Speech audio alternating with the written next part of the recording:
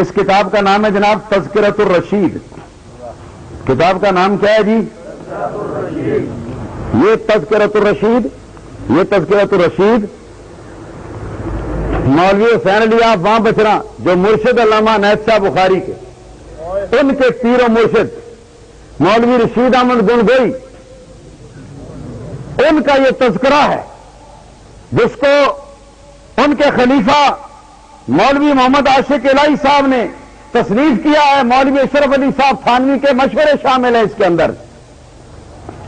نہایت مرکزی مستند کتاب ہے ان حضرات کی جو توحید والا اپنے آپ کو کہتے ہیں.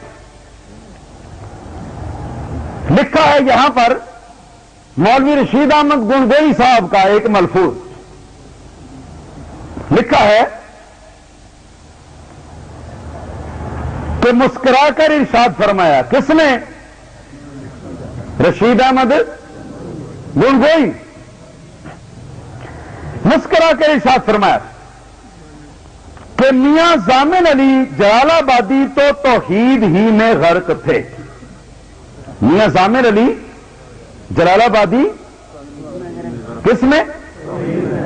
یہی توحید ان کی، کالی دروازے والوں کی، ان کی توحید میں غرق تھے. اور کس توحید میں غرق تھے؟ عبد الرسول.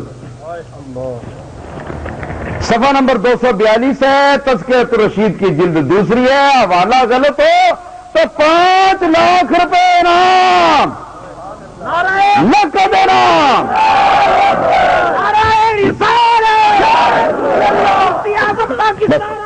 مفتی محمد اشرف القادری صاحب. اور اگر حوالہ صحیح ہو تو اگر دل کے اندر غیرت ایمان ہے تو پھر صرف اتنا مطالبہ ہے کہ کالی دروازہ اینڈ کمپنی سارے کے سارے دیوبندی دھرم کے اوپر پیشاب کر کے سچے پکے اہل سنت و جماعت بریلوی کے مذہب کی طرف توبہ طائب ہونے کا اعلان کرے.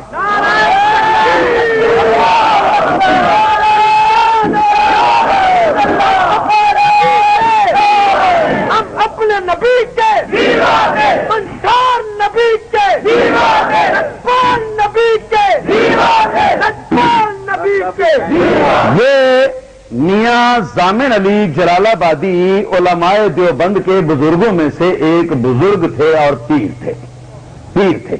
آج کل پیروں کا مذاق اڑا کے یہ لوگ اپنی محفلیں سجاتے ہیں، ایسی باتوں سے محفلیں گرم رکھتے ہیں پیروں کا مذاق کر کے.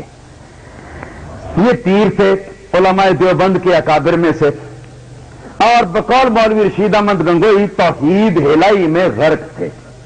اتنے توحیدیے تھے کہ توحید میں ڈوبے ہوئے تھے. ایک بار ارشاد فرمایا. کس نے؟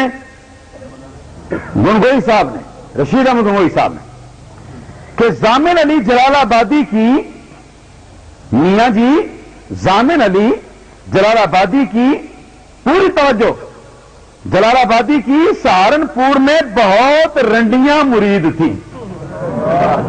رنڈیاں کنجریاں، پیشہ ور کنجری بہت ساری مرید تھی دیوبندیوں کے اس بزرگ. ایک بار یہ حضرت سہارنپور میں کسی رنڈی کے مکان پر ٹھہرے ہوئے تھے. وہاں دورہ فرمانے کے لیے تشریف، پیر مریدوں کے پاس دورہ کرنے جاتے ہیں نا، تو جیسا مرید ہو اس کے گھر میں پھر قیام کرنا پڑتا ہے. تو ایک رنڈی کے گھر میں انہوں نے قیام فرمایا. سب مریدنیاں اپنے پیر میاں صاحب کی زیارت کے لیے حاضر ہوئیں، مگر ایک رنڈی نہیں آئی. توحید کی بات آنے لگی ہے. سنی، میاں صاحب بولے کہ فلانی کیوں نہیں آئی؟ اتنی اداسی، فلانی کیوں نہیں آئی؟ رنڈیوں نے جواب دیا کہ میاں صاحب ہم نے اس سے بتیرا کہا کہ چل میاں صاحب کی زیارت کو. اس نے کہا کہ میں بہت گناہ گار ہوں، بہت روح سیاہ ہوں. بات تو سچی تھی. ہاں جی، میاں صاحب کو کیا منہ دکھاؤں، میں زیارت کے قابل نہیں. میاں صاحب نے کہا کہ نہیں جی، تم اسے ہمارے پاس ضرور لانا. چنانچہ رنڈیاں اسے لے کر آئیں. جب وہ سامنے آئی تو میاں صاحب نے پوچھا بی تم کیوں نہیں آئی تھی؟ اس نے کہا کہ حضرت روح سیاہی کی وجہ سے زیارت کو آتی ہوئی شرماتی ہوں۔ اس کی بات صحیح تھی، اس کی بات صحیح تھی، شرم تھی، حیا تھی آنکھوں کے اندر، چاہے کنجری تھی، تسبیح فاحشہ تھی، لیکن آنکھوں کے اندر اتنی حیا تھی کہ کسی اللہ والے کو دیکھنا ایسی روح سیاہی کی حالت میں مناسب نہیں ہے۔ چنانچہ میاں صاحب بولے بی تم شرماتی کیوں ہو؟ بی تم کس بات پر؟ روح سیاہی پر، وہ جو پیشہ کرتی ہے اس پیشے پر شرماتی کیوں؟ آگے سنو، کرنے والا کون اور کرانے والا کون؟ کیا کرنے والا؟ رنڈی کا پیشہ۔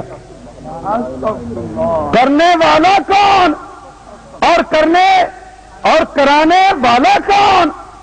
وہ تو وہی ہے، وہ توحید ہے، وہ توحید ہے۔ وحدت الوجودیہ ہے۔ 15 گن 12 گن جو بن 15 گن 12 گن جو بن نقل کفر نباشد، یہ ان کی کتاب میرے سامنے۔ تو برید خیانت کوئی ثابت کر دے تو 5 لاکھ روپیہ انعام۔ یہ ان کے بزرگوں کی توحید ہے جی، بنے پھرتے ہیں بڑے توحیدیے، توحید کے چیمپئن، لے جائے ایسی توحید کو جہنم میں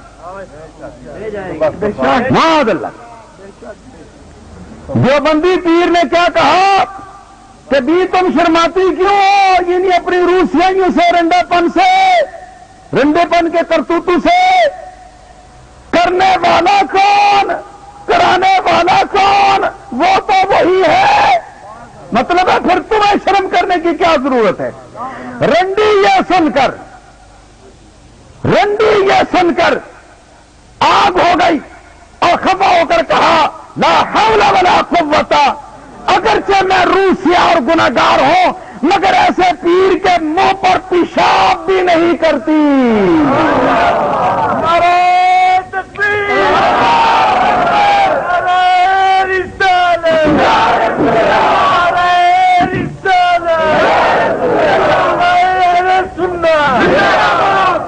اور میں کہتا ہوں وہ رنڈی بھی زندہ باد، وہ رنڈی بھی جس نے اللہ پاک کی توحید کی یہ گستاخی کرنے پر کہ رنڈی پنا، زناکاری، بدکاری کرنے والا بھی معاذ اللہ وہی ہے اور کرانے والا بھی وہی ہے، تم کیوں شرماتی ہو؟